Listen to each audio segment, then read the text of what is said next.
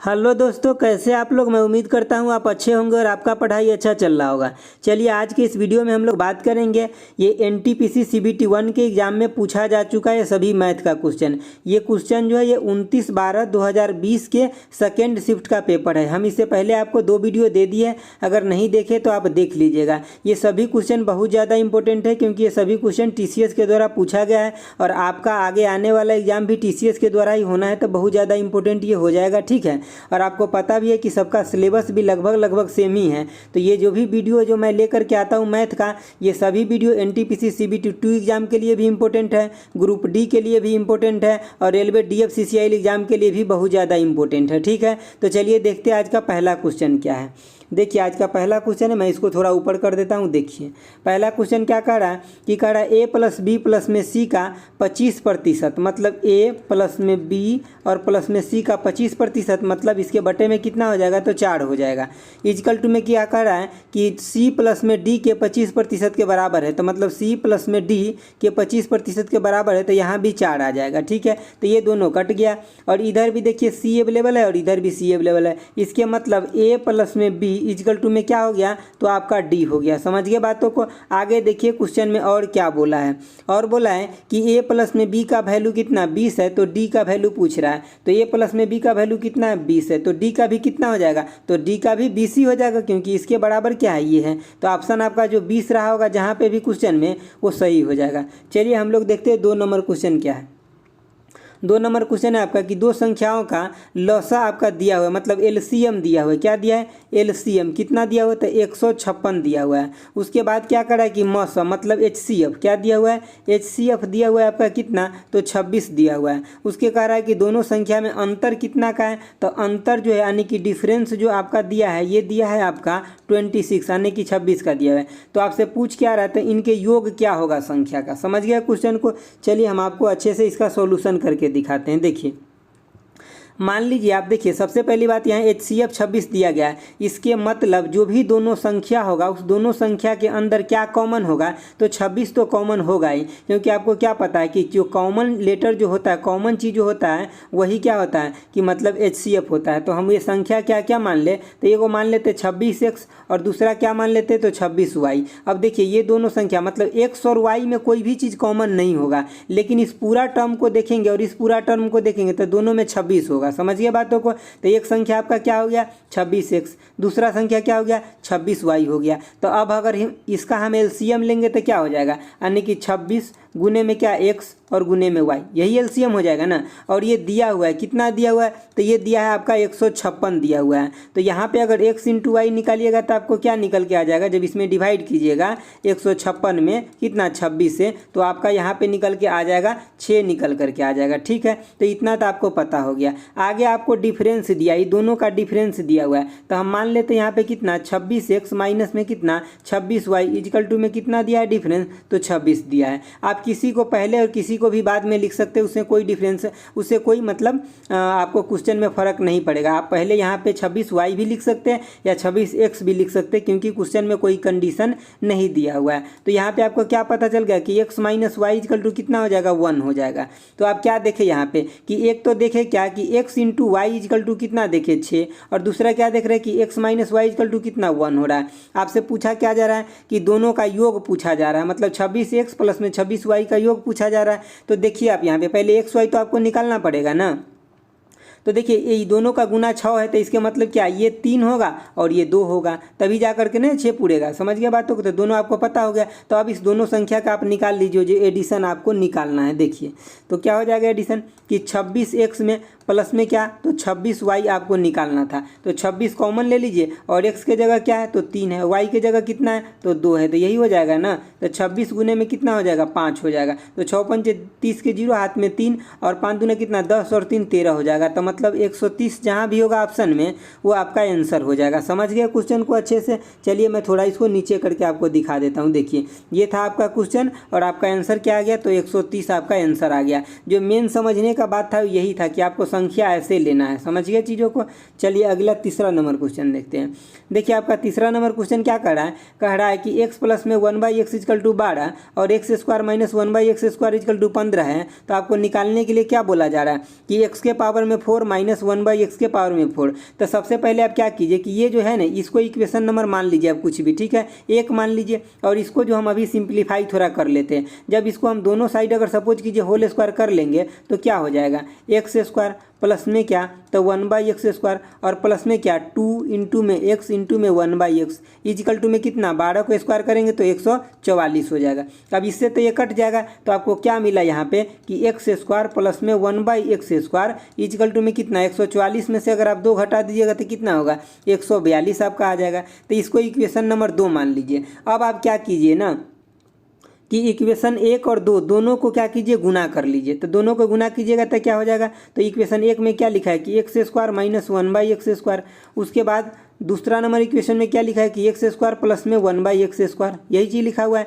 अब दोनों को गुना कीजिएगा, मतलब दोनों साइड का भी अगर LHS का गुना करे तो RHS का भी गुना करना पड़ेगा। तो 15 गुने में कितना, 142 आपको गुना करना पड़ेगा, ठीक है। तो देखिए अब इसको गुना कीजिएगा तो यही चीज़ आपका क्या आ जाएगा, x के पावर में 4 माइनस 1/x के पावर में कितना आ जाएगा, 4 आ जाएगा, ठीक है। तो देखिए अब इसको आपको गुना कर लेना है। जब इसको गुना कीजिएगा तो आपके यहाँ पे वैल्यू आ जाएगा, ठीक है। चलिए मैं इसका वैल्यू आपको बता देता हूँ, लेकिन ये चीज़ें आपको गुना करके लिख लेना है, ठीक है। ऐसा नहीं कि आप भी छोड़ दीजिए इसको, क्योंकि मैं इसको गुना करने के लिए यहाँ पे थोड़ा सा टाइम लगेगा। तो मैं ये सोचूंगा कि आप इसको गुना कर लीजिएगा। मैं इसका आंसर डायरेक्ट आपको बता देता हूँ। देखिए 2100 कितना आ जाएगा, 30 आ जाएगा जब आप इसका गुना कर लीजिएगा तो। और ये आपका काम है गुना करना, मैं यहाँ करूँगा तो टाइम आपका ज़्यादा लग जाएगा। चलिए देखते आगे। देखिए 4 नंबर क्वेश्चन क्या है कि x प्लस में 4/x इजकल टू इतना दिया है। तो आपसे पूछा क्या जा रहा है कि x square minus 4 equal to में क्या होगा, ठीक है, व्हाट क्या होगा। तो देखिए सबसे पहले ऐसे क्वेश्चन है ना, तो आपको दिमाग लगाना है। नहीं दिमाग लगाइएगा तो द्विघात समीकरण बन जाएगा, तो आपको भारी पड़ जाएगा। यहाँ पे आप x का वैल्यू क्या लीजिए x का वैल्यू की, ताकि ये 0 आ जाए इक्वेशन। तो x का वैल्यू आप 2 ले लीजिए। 2 लीजिएगा तो क्या हो जाएगा, 0। देखिए 2 लीजिएगा तो 2 हो जाएगा, प्लस में कितना 4/2 और माइनस 4 इजकल टू 0 है। तो देखिए यहाँ पे हो ही जाएगा, यानी कि 2 प्लस में 2 और माइनस 4 तो इजकल टू 0 हो गया ना। तो x का वैल्यू 2 इजकल टू हो, मतलब x के वैल्यू 2 पर सेटिस्फाइड हो जा रहा है इक्वेशन। तो आपको भी क्या लेना है, x का वैल्यू यहाँ पे 2 ले लीजिए। जब x का वैल्यू 2 लीजिएगा तो 2 का स्क्वायर कितना हो जाएगा, 4 माइनस 4 तो कितना हो जाएगा, 0 हो जाएगा। तो इसका आंसर क्या होता, 0 होता। समझ गए बातों को। तो जब भी इस तरह का क्वेश्चन है तो द्विघात समीकरण बनाने से पहले एक बार सोचिए, नहीं तो इस क्वेश्चन को अगर आप सॉल्यूशन कीजिएगा तो द्विघात समीकरण बन जाएगा, उसके बाद आएगा आंसर। लेकिन हम कहेंगे आपको ऐसे ही कीजिए। आपको लग रहा होगा सर मेरे पास ये ट्रिक कैसे आएगा, तो जब आप रिवीजन करते रहिएगा ना तो आपके पास भी ये ट्रिक चला जाएगा, अपने आप ही सबके पास बिल्ट हो जाता है। जब आप चीज़ों से लगाव जब आपको हो जाता है ना, जब आपको बार बार सॉल्यूशन करते रहते तो आपको ये सब दिमाग में अपने आप फिट हो जाता है और डायरेक्ट एग्जाम में ये सब काम आता है। अगला देखिए, अगला क्वेश्चन आपका क्या, ये कह रहा है कि a स्क्वायर प्लस में 1/a स्क्वायर इक्वल टू 98 दिया है और आपको निकालने के लिए क्या बोल रहा है कि a³ प्लस में 1/a³ निकालने के लिए। तो सबसे इसको पहले आप सिंप्लीफाई कीजिए। देखिए इसको अगर आप सिंप्लीफाई करके कैसे लिख सकते हैं कि a स्क्वायर प्लस में 1/a स्क्वायर है, हम बोलेंगे इधर भी 2 जोड़ दीजिए और उसके बाद क्या 98 है तो इधर भी 2 जोड़ दीजिए, ठीक है। देखिए तब इसको आप क्या लिख सकते हैं, इस टर्म को आप क्या लिख सकते हैं, तो इसको लिख सकते हैं आप कि a प्लस में b के होल स्क्वायर लिख सकते हैं ना। और ये कितना हो जाएगा, तो 100 हो जाएगा। तो a प्लस में b इक्वल टू आपके पास कितना आ गया, तो बोलिएगा सर a प्लस में b इक्वल टू 10 आ गया। समझ गए बातों को। देखिए अब यहाँ पे देखिए a प्लस में b, यहाँ पे आप b को क्या लीजिए 1/a ही के टर्म में रखिए, ठीक है, 1/a के टर्म में ही इसको रखिए। a प्लस में b नहीं कीजिए, b का वैल्यू आप 1/a के टर्म में ही रखिए ताकि ज़्यादा अच्छा रहेगा, ठीक है। तो देखिए अब 1/a के टर्म में, तो आपको पता क्या हो गया यहाँ पे a प्लस में 1/a के टर्म में इक्वल टू कितना आ गया, तो 10 आ गया। तो अब आपको यहाँ पे q निकालने के लिए एक फॉर्मूला होता है, इसको आपको याद रखना है। या तो मतलब डायरेक्ट आप क्यूबिक रूट भी करके मतलब इसको अगर दोनों साइड क्यूब कर दीजिएगा तभी भी निकल जाएगा, लेकिन इतना झंझट में आपको नहीं पड़ना। जब ये चीज़ें आपको पता हो जाए और ये चीज़ें निकालना हो तो डायरेक्ट आपको क्या करना है, ये नंबर जो आपका आया ना इसी का क्यूब कर देना है, मतलब इसका क्यूब कर दीजिए और माइनस इसमें से क्या कर दीजिए, इसी को 3 टाइम घटा दीजिए। क्या करिए, 3 टाइम घटा दीजिए। तो कितना हो जाएगा, 1000 माइनस में कितना हो जाएगा, 30 हो जाएगा। तो मतलब आपको मैं यहाँ पे लिख देता हूँ, चाहे थोड़ा ऊपर कर देता हूँ। देखिए आपको जो क्वेश्चन था देखिए यहाँ पे क्या था, जैसे भी आपको ये चीज़ें पता चल जाए और निकालना क्या हो, ए क्यू प्लस में 1/AQ निकालना हो तो क्या करना है आपको, जो चीज़ें भी यहाँ पे रहेगा, सपोज कीजिए अगर एक्स रहता है यहाँ पे तो आप क्या करते हैं इसको, यहाँ पे अगर एक्स रहता है यहाँ पे तो ये निकालना ही है हमको, अगर यहाँ पे एक्स रहता तो आप क्या करते हैं इसको निकालने के लिए कि XQ माइनस में 3x कर लेते। तो यहाँ पे अभी क्या था 10 था, तो आप क्या किए 10 के क्यूब माइनस में कितना, तो 3 इंटू में 10 कर लिए, तो आपको क्या बन जाएगा 1000 माइनस में कितना, तो 30, तो कितना हो जाएगा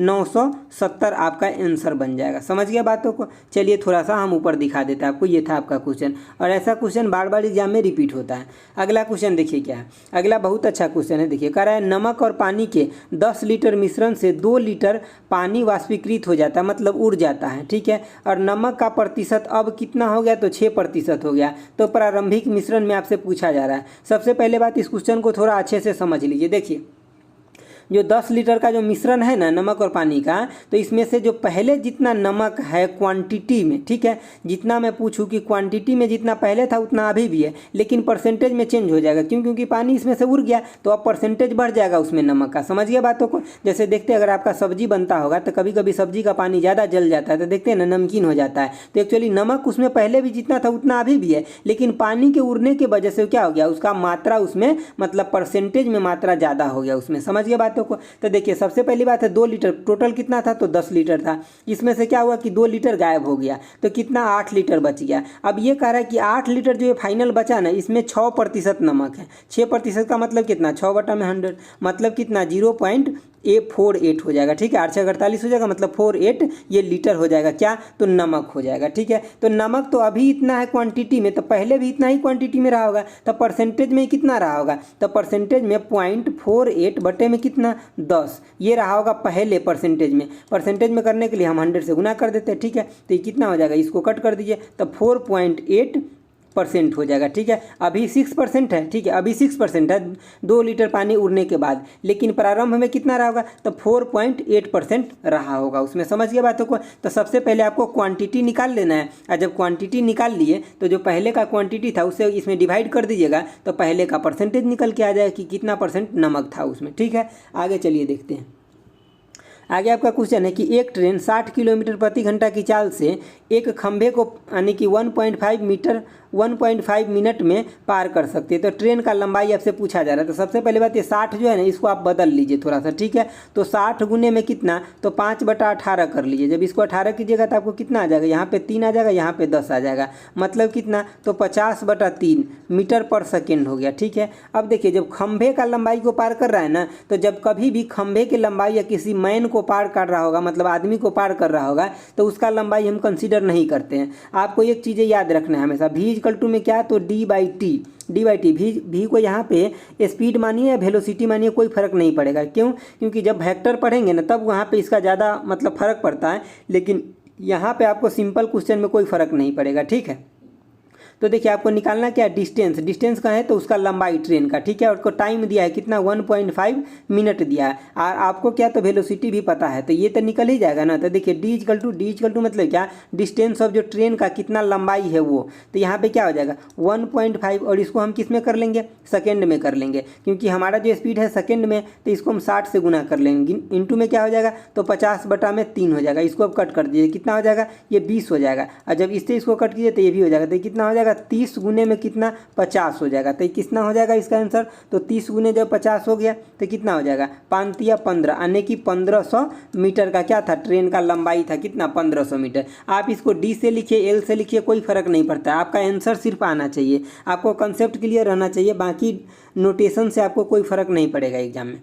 अगला देखिए, अगला क्वेश्चन है आपका कि एक नाव धारा की दिशा में 72 किलोमीटर तक जाती है तथा प्रारंभिक बिंदु पर 10 घंटे में वापस आ जाती है। यदि धारा की गति 3 किलोमीटर प्रति घंटा है तो शांत जल में नाव की चाल मतलब कितना होगा, ठीक है। तो ये आपको निकालना है, ठीक है। शांत जल में नाव की चाल धारा की चाल का कितना है। मतलब देखिए यहाँ पे प्रतिशत एक्चुअली ये गलत यहाँ पे टाइपिंग हुई है, ठीक है। मतलब शांत जल में आपसे नाव का चाल सिर्फ पूछा गया है, क्योंकि जो इसका मैं सॉल्यूशन देखा हूँ उसका अकॉर्डिंग सब कुछ वही है, तो आपको यहाँ पे प्रतिशत के ऊपर नहीं जाना, ये गलत टाइपिंग हुआ है, ठीक है। आपको बताना है कि शांत जल में धारा का चाल कितना होगा, ये सिर्फ इस क्वेश्चन में आपको बताना है। देखिए तो सबसे पहले बात क्या है कि देखिए नाव यहाँ से चलना शुरू हुआ, ठीक है, यहाँ से चलना शुरू हुआ, उसके बाद कहाँ, तो यहाँ तक ही आ गया, ठीक है। ये 72 किलोमीटर गया तो 72 किलोमीटर आया भी, सिंपल बात है। और जब ये गया तो सपोज कीजिए जो नाव का पहले चाल था वो x था, ठीक है, तो इसमें 3 जुड़ जाएगा। क्यों, जाते समय इसमें क्या हुआ ना कि इसके साथ तो नदी का भी चाल है ना, तो ये अब इसका चाल कितना हो गया, जाने में इतना होगा, लेकिन जब लौटेगा नदी तो इधर से इधर की तरफ जा रहा था, जब लौटेगा तो नाव इधर से चल रहा है लेकिन नदी तो इधर जा रहा है ना, तो अब इसका चाल इधर की तरफ कितना हो जाएगा, तो इसका हो जाएगा x माइनस में 3। समझ गए बातों को। चलिए अब हम लोग थोड़ा इस क्वेश्चन को इधर कर लेते हैं, उसके बाद देखते हैं। देखिए आपको क्वेश्चन दिखते रहेगा, मैं क्वेश्चन नहीं ढकूंगा। देखिए तो अब क्या हो गया, आपको इसको जानने में, अगर मैं पूछूं कि जाने में सिर्फ टाइम कितना लगेगा, तो आप बोलिएगा सर जाने में इसको जो टाइम लगेगा कितना, 72 बटा में कितना, तो x प्लस में 3 लगेगा। और आने में कितना टाइम लगेगा, तो आने में लगेगा 72 बटे में कितना, तो x माइनस 3 लगेगा। और ये दोनों का टाइम जोड़ करके कितना दिया हुआ है, तो 10 आवर दिया हुआ है। ये हम कैसे टाइम लिख दिए थे, आपको पता है ना कि v = में कितना d/t। हम हमेशा आपको यही फार्मूला पे सब कुछ बनाएंगे कि v = d/t। यहाँ पे ये वेलोसिटी है या स्पीड है, और ये क्या है, डिस्टेंस बोल लीजिए या लेंथ बोल लीजिए, या ये क्या है, टाइम है या समय, आपको जो बोलना है बोल लीजिए, ठीक है। तो यहाँ से हम टाइम कैसे निकालें कि जो भी डिस्टेंस है उतना बटा में क्या किया, उसकी स्पीड से डिवाइड कर दिए तो हमें टाइम निकल गया। ये टाइम निकाले यहाँ पे d बटा में v करके। समझ गया बातों को। तो देखिए अब आपको इतना चीज पता हो गया ना, तो मैं बोलूँगा इस क्वेश्चन को सोल्व आगे नहीं करना है। अगर इसका द्विघात समीकरण आप बनाते और सोल्व करते हैं तो आपका टाइम जो होगा ना, क्या फ्री में आप अपने टाइम को खराब कर रहे, इतना जान लीजिए। आपको 4 गो ऑप्शन गिवन रहेगा, A B C और D गिवन रहेगा। विदिन सेकंड पुट कीजिए और निकाल लीजिए। जैसे कि हम ऑप्शन आपको यहाँ दे रहे हैं, 20 दे रहे हैं, 15 दे रहे हैं, ठीक है, 16 दे रहे हैं और 18 दे रहे हैं। सबसे पहले हम किस ऑप्शन को ट्राई करेंगे ना, कि जो ऑप्शन थोड़ा सा कैलकुलेटिव कम है उसको ट्राई करेंगे। तो हम पहले 20 को यहाँ ट्राई करते हैं। देखिए 20 और 3 23 हो गया। ये 23 से कभी 72 डिवाइडेड ना होगा, 10 में कहाँ से आंसर आएगा, समझ गए बातों को, नहीं होगा। हम 15 लेते हैं, जब 15 लिए कितना हो गया, ये 18 हो गया। 18 चौक कितना है, 72, ये 4 हो गया। और यहाँ पे जब 15 लिए तो कितना हो गया, तो ये 12 हो गया। 12 में 12 से 72 में भाग देंगे तो कितना, 6 हो जाएगा। यही तो 10 निकल के आ जाएगा। तो आपको क्या हो गया, ऑप्शन के अकॉर्डिंग ऐसे क्वेश्चन को बनाना है ताकि आप तुरंत से तुरंत 5 से 10 सेकंड में इसको बना सकिए। न तो अदरवाइज सिर्फ आपको ये लिखना सीखना है। क्या ये लिखना आप सीख गए, मतलब इस क्वेश्चन को आप विदिन सेकंड बना लीजिएगा। अगर ये लिखना सीख गए, उसके बाद सोच रहे हैं कि हमको मैथमेटिक्स में गोल्ड मेडल लेना है, पूरा सोल्यूशन करके ही जाएंगे, तो भैया जान लीजिए आपका टाइम फ्री में खराब हो जाएगा, उसका कोई मतलब नहीं होगा। ऐसे क्वेश्चन को हमेशा ऑप्शन पकड़िए और तुरंत निकालिए। आपको तुरंत से तुरंत टिक लगा करके वहाँ से निकलना है, समझिए। आपको डिस्क्रिप्टिव नहीं लिखना है। चलिए आगे देखते हैं 9 नंबर क्वेश्चन क्या है। देखिए 9 नंबर क्वेश्चन है कि एक व्यक्ति 8 मैच जीते और 12 मैच हार गए। 8 जीते प्लस में कितना, 12 हार गए। और 13 मैच क्या हो गया कि ड्रॉ हो गया, 13 मैच ड्रॉ हो गया। तो कह रहा है मैथ का जो मतलब मैच है उसका प्रोबेबिलिटी पूछ रहा है, यानी कि प्रायिका पूछ रहा है, क्या होगा। तो टोटल यहाँ जोड़िए तो कितना हो गया, 33 हो गया। और किसका प्रायिका पूछ रहा है, तो हारने का प्रायिका, कितना मैच हारा है, तो 12। तो इसका प्रायिका कितना हो जाएगा, तो जितना मैच हारा 12 बटा में कितना, 33 कर दीजिए। किसी से कट रहा है क्या, 3 से कट रहा है, 3 से 4 बटा में कितना, 11। तो इसका प्रायिका कितना हो गया, हारने का जो प्रायिका हो गया ये 4 बटा में 11 हो गया। बहुत लोग को लगेगा सर ड्रॉ हुआ वो हम नहीं लेंगे। कैसे नहीं लीजिए, क्योंकि आप हार जीत का यहाँ बात हो रहा है ना, तो आपको टोटल मैच लेना है। ऐसा नहीं कि ड्रॉ मैच को छोड़ना नहीं, क्योंकि ड्रॉ आपके लिए हुआ तो अगला पार्टी के लिए भी हुआ ना, तो टोटल मैच काउंट किया जाएगा सब मैच में, ठीक है।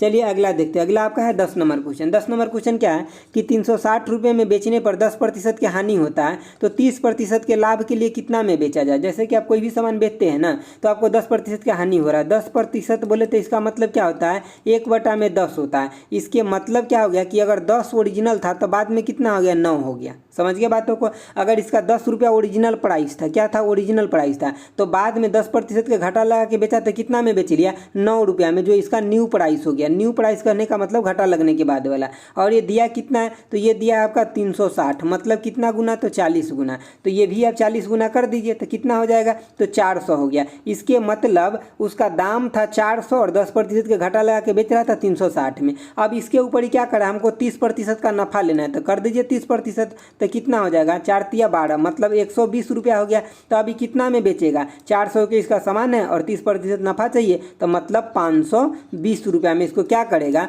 बेचेगा भाई साहब, तब इसको नफा होगा 30% का। चलिए अगला क्वेश्चन देखते हैं 11 नंबर।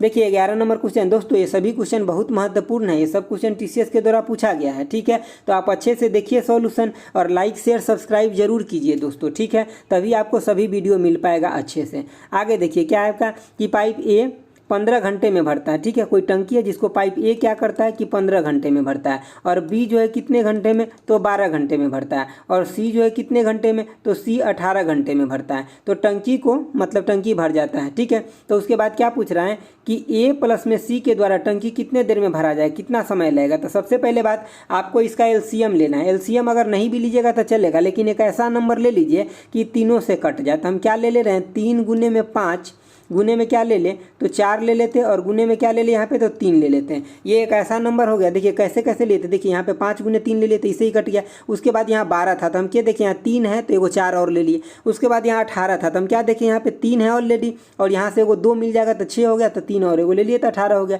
अब देखिए यहाँ पे 5, जब ये क्या हो गया, टोटल टंकी का कैपेसिटी मान लीजिए, क्या मान लीजिए, टंकी का कैपेसिटी कि इतना लीटर उसमें टंकी के अंदर पानी आता है, ठीक है।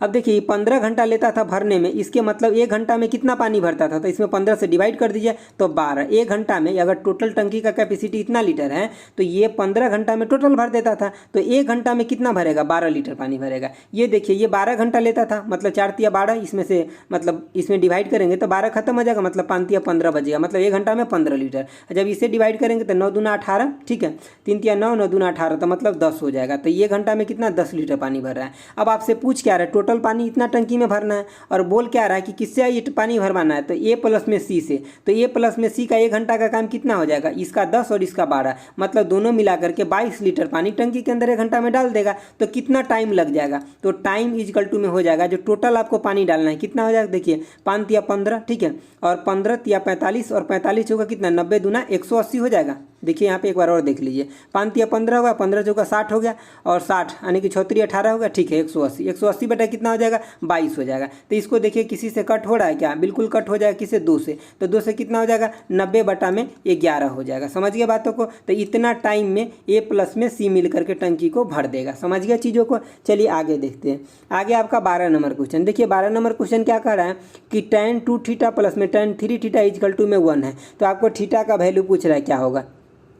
आप ये इक्वेशन तो पढ़े ही होइएगा कि tan अल्फा इंटू में tan बीटा इजकल टू में 1 कब होता है, जब अल्फा प्लस में बीटा इजकल टू में 90 डिग्री हो, तभी तो होता है। तो यहाँ पे देख लीजिए, इसको आप क्या मान लीजिए, अल्फा मान लीजिए, और इसको क्या मान लीजिए, बीटा मान लीजिए। तो आपका काम हो गया। तो अल्फा की जगह क्या 2 थीटा हो गया, और बीटा की जगह क्या हो गया 3 थीटा हो गया। तो इजकल टू कितना हो गया, 90 डिग्री हो गया। तो ये दोनों मिलकर के 5 हो जाएगा। तो आप थीटा इजकल टू कितना देखिएगा कि 18 डिग्री आपका हो गया। तो थीटा का वैल्यू निकालना था, तो थीटा का वैल्यू 18 डिग्री हो जाएगा। समझ गए बातों को। चलिए देखते हैं आगे 13 नंबर क्वेश्चन क्या है। 13 नंबर आपका क्वेश्चन है। यहाँ पे सिंपल आपको वैल्यू डालना है, कुछ नहीं करना है। तो देखिए इसमें से वैल्यू डाल दीजिए आप डायरेक्ट। तो देखिए 4 इंटू में साइन 30 डिग्री कितना होता है 1/2, और इसका स्क्वायर है तो 1 कितना हो जाएगा 4 हो जाएगा। प्लस में कितना 3 है, और cos 60 डिग्री कितना होता है, तो ये होता है आपका यानी कि √3/2 होता है। ठीक है, तो इसको स्क्वायर है इसका भी, तो √3 का स्क्वायर कीजिएगा तो 3, और बटा में कितना हो जाएगा तो 4 हो जाएगा। ठीक है, क्योंकि √3/2 होता है ना, सॉरी यहाँ cos 60 डिग्री है तो ये भी 1/2 होता है। साइन 60 डिग्री होता है कितना, तो √3/2, लेकिन cos 60 डिग्री 1/2 होता है, तो ये भी 1/4 ही हो जाएगा। समझिए बातों को। आगे देखिए, आगे आपका 2 इंटू में tan कितना 45 डिग्री है। tan 45 डिग्री का वैल्यू कितना होता है 1 होता है, मतलब ये 2 ही रह जाएगा। ठीक है, इसको कट कर देते, कितना हो गया 1 हो गया, और प्लस में कितना हो जाएगा तो 3 में 4 हो जाएगा, और माइनस में 2। इसके मतलब क्या आ जाएगा आपका आंसर कि माइनस में 1 प्लस में कितना 3 बटा में 4, तो इसके मतलब -1/4 आपका आंसर आ जाएगा टोटल। ठीक है, तो ऐसे ही लगा लेना है। यहाँ पे मतलब कॉस 60 डिग्री 1/2 होता है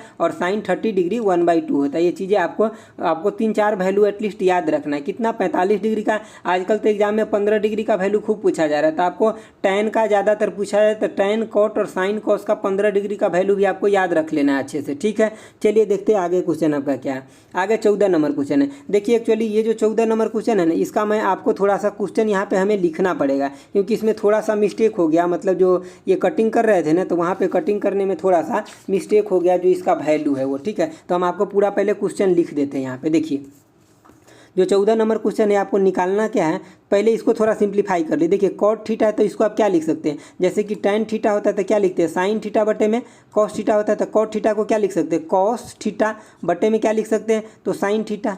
साइन थीटा इक्वल टू में कितना दिया, तो रूट आने की 3 बटे में √5।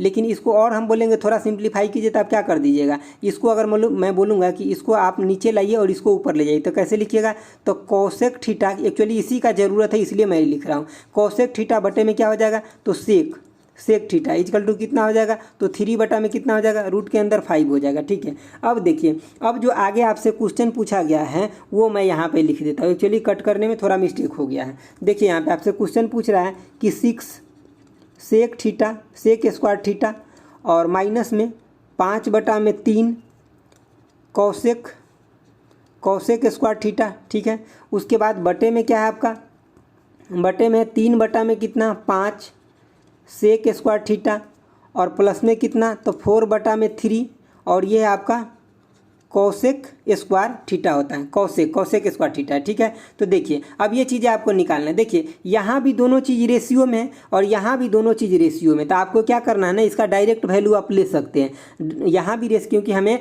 जो वैल्यू दिया है ये भी रेशियो में है और निकालना भी रेशियो में, तो डायरेक्ट आपको कौसेक थीटा का वैल्यू कितना 3 लेना है और सेक थीटा का वैल्यू 5 ले लीजिए। ठीक है, तो देखिए यहाँ पे आप सेक थीटा का वैल्यू कितना √5 है, तो यहाँ क्या हो जाएगा 6 गुने में 5 हो जाएगा आपका। ठीक है, और माइनस में देखिए यहाँ पे 5 बटा में 3 और गुने में कितना हो जाएगा, ये कौसेक थीटा तो 3 है, तो ये कितना हो जाएगा आपका 9 हो जाएगा। समझ गए बातों को, 9 हो गया। अब नीचे में देखिए क्या हो जाएगा आपका कि 3 बटा में कितना 5 गुने में क्या हो जाएगा, यहाँ सेक थीटा है, सेक थीटा का वैल्यू कितना √5 है और यहाँ स्क्वायर है, तो कितना हो जाएगा 5 हो जाएगा। ठीक है, और प्लस में कितना 4 बटा में 3 हो जाएगा और इसमें कौसेक थीटा है, तो ये कितना हो जाएगा 3 हो जाएगा, तो मतलब यहाँ भी आपका 9 आ गया। तो देखिए इससे ये कट गया। ठीक है, और इससे ये कट जाएगा 3 से। ठीक है, तो 15, तो ऊपर में आपको क्या बच गया, तो ऊपर में आपको 15 बच जाएगा, नीचे में कितना बचेगा, तो ये भी 3 से कट जाएगा। ठीक है, तो ये कितना 4 × 12 और 3 15, नीचे में भी 15 बच गया, तो आपका आंसर क्या हो जाएगा 1 हो जाएगा। समझ गया बातों को, ये इसमें कटिंग करने में थोड़ा छूट गया था, जो इसमें क्रॉप करके एक्चुअली क्वेश्चन लाना पड़ता है,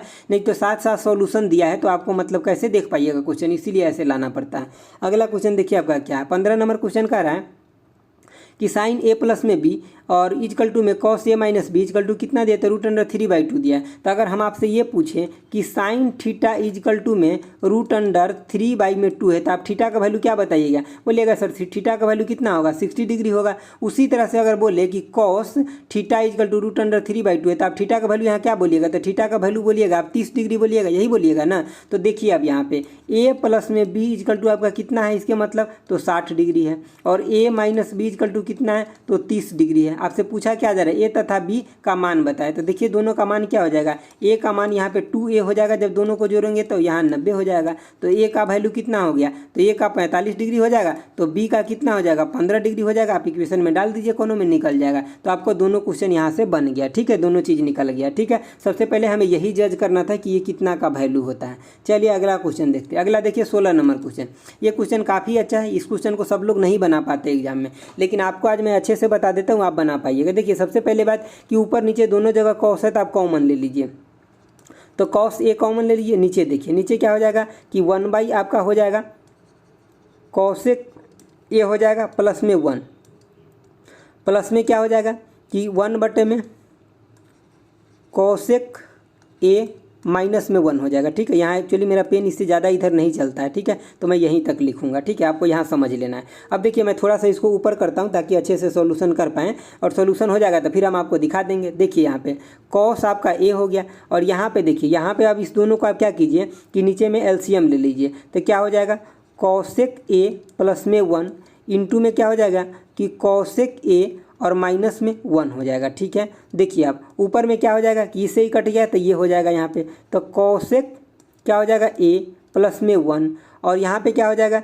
कि प्लस में क्या, तो कॉसेक a माइनस में क्या हो जाएगा, ये कट गया था यहाँ पे माइनस हो जाएगा, और यहाँ पे क्या हो जाएगा प्लस 1 हो जाएगा। तो ये माइनस से ये प्लस कट जाएगा और यहाँ पे क्या बच जाएगा ऊपर में कि 2 कॉसेक a बच जाएगा। ठीक है, तो आपके पास क्या बच जाएगा कि कॉस, या इसको देखिए जब इसको मल्टीप्लाई कीजिएगा तो ये होल स्क्वायर माइनस 1 आएगा, तो इसको कॉट स्क्वायर बोलेंगे। ठीक है, क्या होता है ये कॉट स्क्वायर होता है, इतना आपको पता ही होगा। ठीक है, गुने में देखिए ये क्या हो जाएगा कि 2 कॉसेक a हो जाएगा। ठीक है, बटे में क्या हो जाएगा कि कॉट स्क्वायर ए हो जाएगा। अब इसको सिंप्लीफाई कीजिएगा ना, तो देखिए कॉट थीटा को क्या लिखते हैं कि कॉस थीटा बटे में साइन थीटा लिखते हैं, तो कॉस स्क्वायर थीटा बटे में साइन स्क्वायर थीटा होगा। इसका वैल्यू अब क्या लिखिएगा, थोड़ा मैं ऊपर कर देता हूँ, देखिए यहाँ पे ये हो जाएगा आपका क्या, यहाँ पे देखिए मैं लिख के ही बता देता हूँ, नहीं तो आप कहीं कंफ्यूज कर जाइएगा। ठीक है, देखिए यहाँ पे इसको आप क्या लिख सकते हैं, ऊपर में 2 छोड़ दीजिए और नीचे में इसको क्या लेकर आ सकते हैं, तो इतना लिख सकते हैं इसको कि साइन, यानी कि साइन ए लिख सकते हैं। ठीक है, और इसको देखिए क्या लिख सकते हैं आप, तो कॉस स्क्वायर ए बटे में कितना, तो साइन स्क्वायर ए, यही लिख सकते हैं। देखिए साइन स्क्वायर ए यहाँ पे कर लीजिए, तो यहाँ पे जो स्क्वायर है इससे वो कट जाएगा। ठीक है, यहाँ पे स्क्वायर है इससे कट जाएगा। ठीक है, तो ये साइन अब ऊपर चल जाएगा, तो आपके पास क्या बच गया 2 साइन ए बटे में कितना हो जाएगा, तो कॉस ए हो जाएगा। तो ये क्या बच गया 2 tan ए बच गया। ठीक है, ये 2 tan ए जो बच गया ना, ये क्वेश्चन में लिखा हुआ था, यहाँ मैं बता देता हूँ, ये 2 के बराबर था। यहाँ पे देखिए ये कितने के बराबर था, इस 2 के बराबर था। तो यहाँ पे आप कर लीजिए उसका काम। ठीक है, देखिए अब यहाँ पे आप क्या कर लीजिए कि इसके बराबर में जैसे कि 2 tan ए आ गया, तो इसके बराबर में क्या हो जाएगा 2 हो जाएगा, तो tan ए इजकल टू कितना 1, इसके मतलब ए का वैल्यू कितना हो जाएगा 45 डिग्री हो जाएगा। यही चीज़ आपको निकालना था, तो समझ गए अच्छे से। देखिए जब तक आप टाइम नहीं दीजिएगा तब तक हम आपको कैसे समझा पाएंगे, सब कुछ नहीं लिखेंगे तो आपको समझ में ही नहीं आएगा क्वेश्चन। समझ गए बातों को ना। चलिए आगे देखते हैं, आगे आपका 17 नंबर क्वेश्चन। देखिए 17 नंबर क्वेश्चन क्या कह रहा है, जो 17 नंबर क्वेश्चन ये कह रहा है कि रवि के पिता की वर्तमान आयु रवि की आयु की 3 गुनी से 5 वर्ष अधिक है। तो हम मान लेते रवि के पिता, उसको हम एफ से लिख लेते, फादर को, रवि को किससे लिख ले तो आर से लिख लेते। तो 3 इंटू में आर प्लस में कितना कर ले 5 कर ले, तो इक्वेशन आपका एगो आ गया। आगे देखिए क्या कर रहा है कि 5 वर्ष बाद उनकी आयु का योग 47 वर्ष हो जाता है। मतलब क्या, तो एफ प्लस में भी 5 करेंगे, उनके फादर का अगर प्रेजेंट उम्र हम ये माने हैं एफ माने हैं, तो 5 वर्ष क्या हो जाएगा एफ प्लस में 5, और प्लस में रवि का कितना हो जाएगा 5 वर्ष बाद, तो आर प्लस में 5 हो जाएगा, क्योंकि अभी का कितना है 5 मतलब आर है, तो 5 वर्ष बाद कितना हो जाएगा आर प्लस में 5 इजकल टू में कितना, तो 47 है। हम बोलूँ यहाँ पे कि एफ प्लस में आर इजकल टू कितना हो जाएगा, तो अब इधर 10 ले जाकर घटा लीजिए तो 37 हो जाएगा। समझ गए बातों को। अब देखिए आप इस इक्वेशन को अगर थोड़ा सिंप्लीफाई कीजिएगा इसको, तब क्या लिख सकते हैं एफ माइनस में कितना 3r इजकल टू में कितना 5, तो इक्वेशन नंबर 1 हो गया। ये इक्वेशन नंबर कितना 2 हो गया। अब आप दोनों इक्वेशन को क्या कीजिए सोल्यूशन कर लीजिए, आपका आंसर आ जाएगा 2 सेकंड में। देखिए तो क्या कीजिएगा एफ माइनस में कितना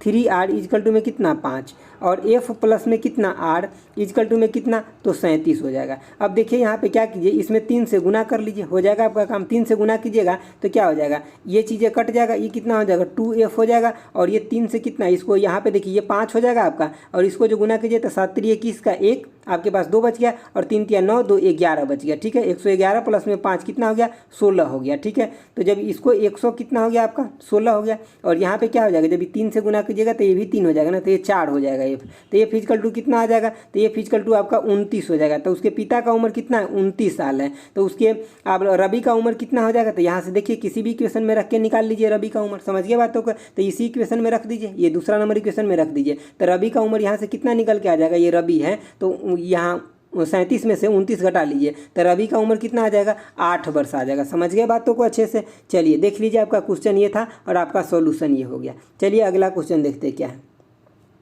देखिए आपका अगला क्वेश्चन है, कह रहा है कि आयत का क्षेत्रफल कितना 300 सेंटीमीटर स्क्वायर है, यदि उसका विकर्ण 25 सेंटीमीटर है तो परिधि पूछ रहा है। हम यहाँ पे एक छोटा सा ऐसे आयत बना दिए। ठीक है, हम मान लिए ये क्या ए है और ये बी है। ठीक है, तो ए गुने में बी कितना दिया हुआ है, तो आपको लगा यहाँ पे सर 300 दिया है, सिंपल बात है। विकर्ण कितना दिया हुआ है, तो ये दिया है आपका 25, ये विकर्ण 25 दिया। इसका मतलब क्या कि रूट के अंदर हम ये बोले अगर कि ए स्क्वायर कर लेते हैं प्लस में बी स्क्वायर कर लेते हैं तो ये 25 के बराबर है। इसके मतलब ए स्क्वायर प्लस में बी स्क्वायर कितने के बराबर है, तो 625 के बराबर है। तो हमें इससे तो काम नहीं चला, हमें ए प्लस बी भी तो निकालना पड़ेगा। तो चलिए देखते हैं, थोड़ा सा आगे देखिए, इसको थोड़ा सा ऊपर कर लेते हैं। देखिए ये क्या हो जाएगा कि अगर आप ए प्लस में बी का होल स्क्वायर लिखते तो क्या लिखिएगा कि ए स्क्वायर प्लस में बी स्क्वायर प्लस में कितना तो 2ab लिखिएगा, ठीक है। तो ये कितना है 600 आपको 25 दिया हुआ है और प्लस में ये कितना दिया हुआ है तो 2 गुने में 300 दिया हुआ है, ठीक है। तो ये देखिए आपको यहाँ पे a प्लस में b इक्वल टू कितना आ जाएगा, रूट के अंदर आ जाएगा आपका 625 और 600 तो 1225 आ जाएगा, ठीक है। कितना 1225, इसको बाहर निकालिएगा तो 35 हो जाएगा। तो यहाँ पे a प्लस बी आपको 35 दिया हुआ है और इस आयत के परिधि पूछ रहा है, तो परिधि क्या हो जाएगा 2 इंटू में a प्लस में b ही तो होगा, परिधि होगा कि नहीं होगा। तो चलिए अब यहाँ पे देखिए जब ये 2 इंटू a प्लस में b होगा तो ये कितना हो जाएगा आपका 35 गुने में 2 कर दीजिए यहाँ पे तो 70 हो जाएगा, ठीक है। तो 70 सेंटीमीटर स्क्वायर इसका परिधि हो जाएगा, ठीक है। समझ गया क्वेश्चन को, देख लीजिए एक बार इसको और अच्छे से, ठीक है। चलिए अब हम लोग बढ़ते हैं अगले क्वेश्चन की तरफ। आपका अगला क्वेश्चन क्या है, अगला क्वेश्चन है आपका 19 नंबर। क्या कह रहा है कि 25,000 रुपये की राशि 2 वर्ष में 36,000 रुपये हो जाती है तो चक्रवृद्धि ब्याज की दर क्या होगा, ठीक है। देखिए सबसे पहले ब्याज क्या है कि जब भी आप चक्रवृद्धि ब्याज के दर निकालें तो इसमें अगर 2 वर्ष के लिए दिया है ना तो सबसे पहले आप क्या कीजिए इसका रेशियो लिख लीजिए। रेशियो कैसे लिखिएगा तो 25,000 यहाँ पे है, उसके रेशियो में क्या कर लिए 36,000 कर लीजिए, 36,000 कर लिए, इसको कट कर दिए, इसको कट कर दिए तो आपके पास क्या बचा 25 रेशियो में कितना बचा 36 और 2 वर्ष बोल रहा है ना चक्रवृद्धि ब्याज तो इसको रूट अंडर कर दीजिए, दोनों को सिंपल बात है, रूट अंडर कर दीजिए तो 5 रेशियो कितना निकल के आ गया 6 निकल के आ गया। इसके मतलब 1 वर्ष में इसका रेशियो क्या रहा होगा तो 5 अगर मूलधन रहा होगा तो 1 वर्ष के बाद 6 बन जाता होगा, ठीक है। तो इसी तरह से दूसरे वर्ष के बाद क्या बन गया था 25 रेशियो में 36 बन गया था जब इसको हम स्क्वायर कर लिए थे। तो अब हमें 1 वर्ष के निकालना था तो इसीलिए इसको रूट अंडर कर लिए। तो देखिए यहाँ पे अब क्या हो रहा है कि यहाँ पे बढ़ोतरी कितना का रहा है 1 का, कितने पे तो 5 पे, तो 1 बटा में क्या हो जाएगा 5 हो जाएगा, क्या इसी को हम क्या बोलेंगे तो दर बोलेंगे। तो ये कितने % के बराबर है तो ये 20% के बराबर हो जाएगा। समझ गए, चुटकियों में सोल्व कर लीजिए, नहीं तो इसको अगर आप जो फार्मूला है उसको लिख के करिएगा ना आपका परीक्षा के अंदर फालतू का टाइम खराब हो जाएगा। ये सब चीज़ अगर आप नहीं सीखे अभी तक तो मेरे साथ जुड़े रहिए, हम आपको सब कुछ क्वेश्चन के साथ सिखा देंगे। समझ गए बातों को। देखिए आपको लग रहा होगा कि कैसे हुआ सर, तो इसको आप एक बार थोड़ा सा उल्टा करके प्रूफ करके देख लीजिए। देखिए जैसे कि यहाँ 5:6 था ना तो देखिए यहाँ पे जैसे कि हम बोल दिए कि एक मतलब इसका 20% अगर ब्याज है, ठीक है 20% अगर इसका ब्याज है इसके मतलब 1/5 है तो 5 इसका था तो 6 बन गया। ये पहला ईयर में, किस पहला ईयर में, दूसरे ईयर में क्या हो जाएगा फिर से 5:6 बन जाएगा तो ये 25 कितना 36 आ गया ना। तो अगर मूलधन ही कितना है 25,000 है मूलधन तो ये कितना 1,000 से गुना इसमें, तो इसमें भी क्या कीजिए 1,000 से गुना कर दीजिए तो ये कितना हो जाएगा ये हो जाएगा आपका 36,000 हो जाएगा। समझ गया बातों को ना। तो फिर से ये चीज़ें आ गया। इसके मतलब अगर यहाँ पे 2 साल के लिए था तो हम रूट किए, 3 साल के रहेगा तो क्यूब रूट कर देंगे, जो बाहर आएगा उसी के अकॉर्डिंग हम लोग उसका रेट देख लेंगे। चलिए आगे देखते हैं क्वेश्चन क्या है। आगे आपका 20 नंबर क्वेश्चन है, कह रहा है यदि मूलधन 5,000 रुपये और ब्याज कितना 1,500 रुपये तथा दर 10% तो समय ज्ञात करें। तो इसमें अगर कुछ नहीं बोला इसके मतलब साधारण ब्याज की बात कर रहा है। तो आपको पता है ब्याज इक्वल टू क्या होता है तो मूलधन गुने में क्या तो समय गुने में क्या दर बटे में क्या होता है तो 100 होता है। तो ब्याज आपको कितना दिया है तो 1,500 दिया हुआ है, ठीक है। इक्वल टू मूलधन कितना दिया हुआ है तो 5,000 दिया हुआ, गुने में टाइम कितना दिया तो यही तो आपसे निकालने के लिए बोल रहा है। दर कितना है 10 है, बटे में क्या कर दीजिए 100 कर दीजिए। इससे ही कट गया, इससे ये भी कट गया, ये 2 जीरो से 2 जीरो कट गया और ये 5 से ये भी कट गया। तो टी इक्वल टू कितना हो गया तो 3 साल हो गया, मतलब 3 ईयर हो गया। समझ गए बातों को। चलिए आगे देखते हैं 21 नंबर क्वेश्चन। देखिए 21 नंबर क्वेश्चन क्या है, बहुत सिंपल है। बहुत सारे एग्जाम में सिंपल क्वेश्चन भी आता है, ऐसा नहीं कि सब क्वेश्चन टफ पे आता है। देखिए आप इसको कैसे निकालिएगा तो यहाँ पे देखिए आपको क्या दिख रहा है, यहाँ पे 36 दूना 72 होता है तो 36 को अगर बाहर निकालिएगा तो 6 रूट अंडर 2 हो जाएगा। गुने क्या तो यहाँ पे 9 दूना 18 होता है तो 9 को बाहर निकालिएगा तो 3 रूट अंडर 2 हो जाएगा। प्लस में क्या जब इसको बाहर निकालिएगा तो 0.2 हो जाएगा। तो ये देखिए ये आपको 2 दे देगा तो 6 18 दूना 36 और प्लस में कितना 0.2 हो जाएगा। तो कितना लिखिएगा 36.2 लिखिए इसका आंसर। समझ गया। तो ये आपको ऑप्शन में अवेलेबल है। यहाँ कंफ्यूजन करने की बात क्या था, जल्दी जल्दी में लड़का क्या करता नहीं प्लस को साइन को नहीं देखता है और इसको गुना समझ लेता है, और वो भी क्या होता है ना कि ऑप्शन में अवेलेबल रहता है, तो इसीलिए ये क्वेश्चन पूछा गया है। चलिए आगे देखते हैं। आगे आपका 22 नंबर। इस क्वेश्चन में थोड़ा सा मिस्टेक है, आप इसके ऊपर में रेकरिंग लगा लीजिए, ऐसे होता है, इसको सरलतम करना है, ठीक है। तो देखिए जब भी जितने अंक के ऊपर में ये बार रहे ना तो उसको नीचे में उतना ही 9 हो जाता है। तो यहाँ पे 22 बटा में क्या है 99 हो जाएगा, 11 से कट जाएगा, 2 बटा में कितना हो जाएगा ये 2 बटा में 9 हो जाएगा। इसका जो सिंपल रूप हो जाएगा ये हो जाएगा। चलिए अगला क्वेश्चन देखते हैं 23 नंबर क्या है। देखिए क्या कर रहा है कि यदि बेलन का आयतन कितना दिया हुआ है तो यानी कि 6160 सेंटीमीटर क्यूब दिया हुआ है तथा इसका व्यास इतना, तो आपको ऊंचाई पूछ रहा है। देखिए अगर मैं बेलन की बात करूँ तो बेलन कैसा होता है, कुछ ऐसा होता है ना। देखिए एग्जैक्ट तो नहीं बन पा रहे लेकिन आपको मान लेना है, ठीक है। देखिए तो बेलन ये हो गया आपका, ये ऊंचाई पूछ रहा है और ये व्यास जो है ना, ये चीज़ें आपको दिया हुआ है। इसका कितना दिया, 28 दिया हुआ है और इसका वॉल्यूम भी दिया। वॉल्यूम क्या होता है, जैसे कि वॉल्यूम यानी कि आयतन क्या होता है इसका, तो पाई आर स्क्वायर इंटू में एच। देखिए पाई आर स्क्वायर मतलब इसका एरिया हो गया और इसके जब हाइट से गुना कर देते तो इसका वॉल्यूम हो जाता है। अब यही चीज़ें हमें निकालना है, पूरा का पूरा इसका आयतन वॉल्यूम दिया हुआ है। तो देखिए हम यहाँ पे क्या लिख ले, पाई का मान कितना 22/7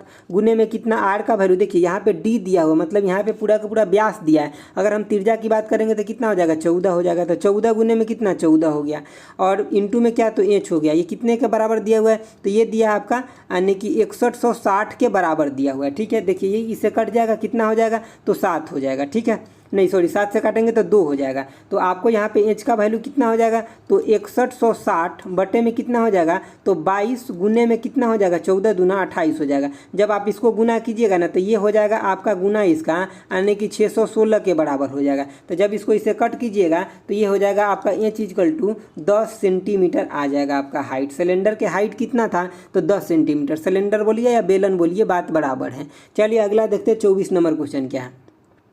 देखिए 24 नंबर में आपको x का वैल्यू निकालना है। तो कैसे निकालिएगा, देखिए कोई भी अगर सर्कल है ना तो उसका प्रॉपर्टी होता है, अगर सर्कल के ऊपर कोई भी जीवा है, ठीक है, और वहाँ से अगर आप कोई भी 2 पॉइंट उठाते हैं, जो एक तो आप सेंटर पे ले जा करके मिलाते हैं और दूसरा कहाँ, तो इसकी जो मानी कि सरकमफ्रेंस जो है, परिधि है, वहाँ ले जा करके मिलाते हैं।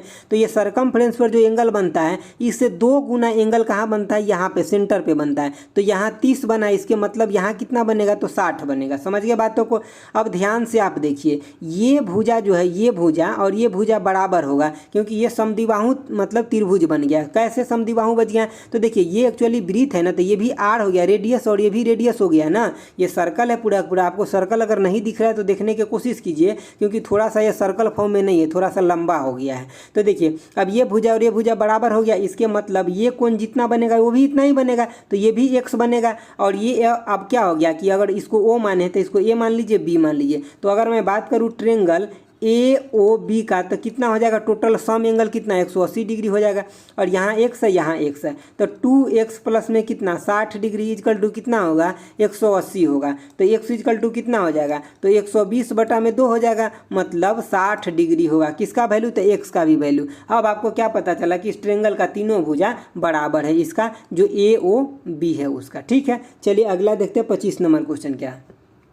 25 नंबर आपका क्वेश्चन है कि ए और बी 2 समुच्चय हैं, तो आपको यहाँ पे इंटरसेक्शन निकालने के लिए बोला जाता है। देखिए जब भी आपको ये होता है यूनियन का साइन ये रहे तो इसके मतलब जो भी प्रेजेंट है इस साइड और इस साइड, उस दोनों में जितना भी कुछ है सबको ले लेना है, ठीक है। जो कॉमन है मतलब जो 2 बार रिपीट हो रहा है उसको छोड़ करके जो है सब ले लेना है। लेकिन जब भी आपको ये साइन आ जाए, ये साइन आ जाए, तो इधर आपको जितना भी कुछ रहेगा, इधर भी दिया रहेगा एलिमेंट, इधर भी रहेगा एलिमेंट, तो इस दोनों में जो कॉमन एलिमेंट होता है ना वो लेते हैं इसके केस में। तो यहाँ पे देखिए ए और बी 2 समुच्चय हैं, तो यहाँ इंटरसेक्शन निकालने के लिए बोल रहा है। इसका मतलब होता है यूनियन और इसका मतलब होता है इंटरसेक्शन, तो दोनों में जो कॉमन होगा वही होगा, तो ए इसका आंसर हो जाएगा, ठीक है। चलिए अगला क्वेश्चन देखते हैं। अगला आपका 26 नंबर क्वेश्चन। देखिए क्या कर रहा है कि साधारण ब्याज पर 5 वर्ष में राशि में 60% की वृद्धि होती है, तो समान दर पर 2 वर्ष में यानी कि 6250 रुपये का चक्रवृद्धि ब्याज ज्ञात करें। पहली बात क्या है कि 5 वर्ष में 60% बढ़ जाता है साधारण ब्याज पे। आप मान लीजिए कि आपका पैसा कितना 100 रुपया है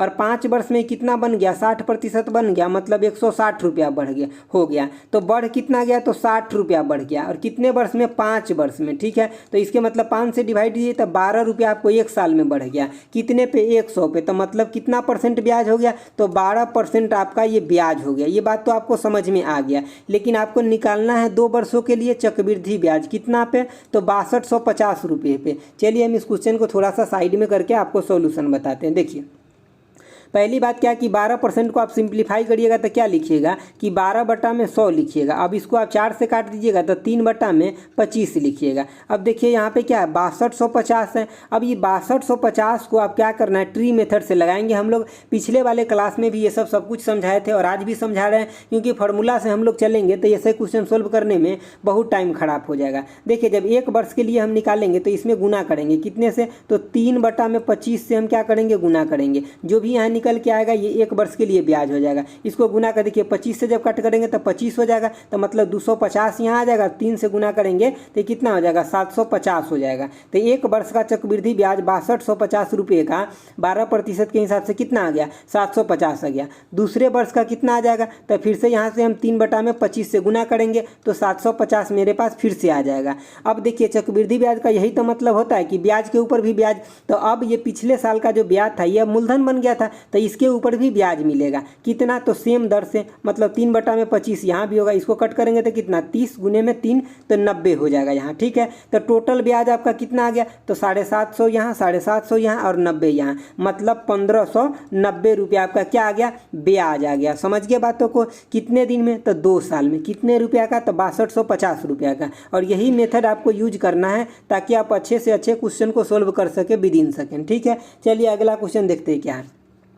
देखिए आपको दिया है क्या, 3 cos थीटा इक्वल टू √3 दिया है और आपको इसका वैल्यू निकालने के लिए बोला है। तो सबसे पहले आप इसको सिंप्लीफाई कर लीजिए, यानी कि cos थीटा इक्वल टू कितना लिख सकते हैं, तो √3/3 लिख सकते हैं। इसके मतलब 1/√3 लिख सकते हैं वैल्यू। और साइन थीटा आपको क्या पता है, साइन थीटा p/h होता है, cos थीटा क्या होता है, तो ये b/h होता है। और tan थीटा इक्वल टू में क्या होता है, तो p/b होता है किसी भी राइट एंगल ट्रेंगल के लिए। समझ गए बातों को। तो आपको cos थीटा यहाँ पे दिया है, इसके मतलब क्या, b/h दिया हुआ है, तो आप p यहाँ से कैसे निकालिएगा, तो आप बोलिएगा सर इसका स्क्वायर कर दीजिए और माइनस में इसका स्क्वायर घटा दीजिए। तो इसका स्क्वायर कीजिएगा तो कितना हो जाएगा 3 और माइनस में 1, तो आपको p कितना निकल के आ गया, तो √2 निकल के आ गया। p कहे तो परपेंडिकुलर, h बोले तो हाइपोटेनस, ठीक है, और b बोले तो बेस यानी कि आधार हो गया। ठीक है, और h बोले तो ये कर्ण होता है हिंदी में, और p बोले तो यहाँ पे परपेंडिकुलर का मतलब लंब होता है हिंदी में। आपका इसका वैल्यू निकालना है तो निकाल लीजिए। चलिए इसको थोड़ा सा मैं इधर करके समझाता हूँ आपको। देखिए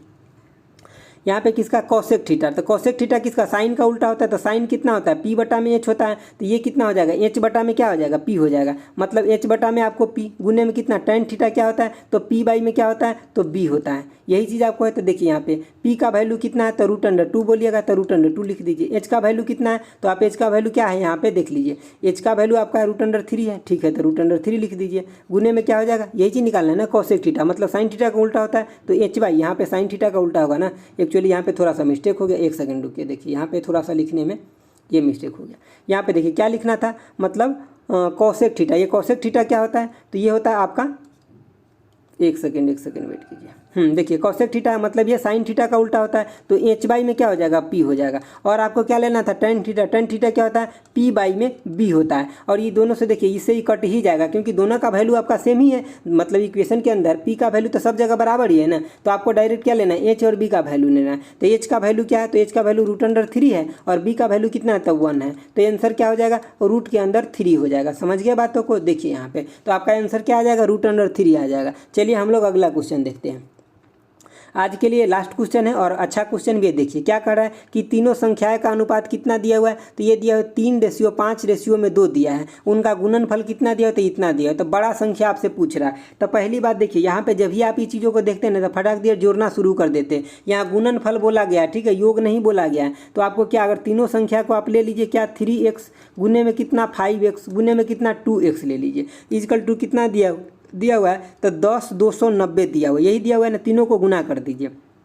जब गुना कीजिएगा तो 5 या 15, 15 दूना 30, 30 और x क्यू आ गया। ठीक है, इक्वल टू में कितना हो गया, तो 10,290 हो गया। 0 से 0 कट गया। ठीक है, जब इसको आप 3 से विभाजित कीजिएगा तो x क्यू इक्वल टू कितना आ जाएगा, तो इसको 3 से विभाजित कीजिए तो 3 आ गया। ठीक है, उसके बाद आपके पास 1 बचा, यहाँ पे 12 हो जाएगा, तो 4 हो जाएगा। फिर इस 9 में 3 से कीजिएगा तो 3 हो जाएगा। जब यहाँ से आप x निकालिएगा तो यहाँ से 7 आ जाएगा आपका। समझ गए बातों को। x का वैल्यू कितना आ गया, 7 आ गया। इसके मतलब हमसे क्या पूछा है, तो बड़ा, सबसे बड़ा संख्या कौन हो जाएगा, 5x हो जाएगा। तो क्या हो जाएगा कि 5 गुने में कितना कर दिए, 7 कर दिए, तो 35 जो आपका वैल्यू आएगा ना, ये सबसे बड़ा आ जाएगा। सबसे छोटा पूछा रहता तो ये 2x है, तो ये हो जाता, तो कितना हो जाता, 7 गुने में 2 मतलब कितना हो जाता, 14 हो जाता। समझ गए बातों को। तो यही चीज़ें आपका आंसर हो जाता। छोटा पूछा रहता तभी भी निकाल लेते, बड़ा पूछा था तभी भी निकाल लेते, सीक्वेंस में पूछता तभी भी निकाल लेते, सबका जोड़ पूछता तभी भी निकाल लेते। लेकिन सबसे पहले आपको ये चीज़ें समझ में आना चाहिए था अच्छे से। ठीक है, तो दोस्तों ये सभी क्वेश्चन बहुत ज़्यादा महत्वपूर्ण महत्वपूर्ण है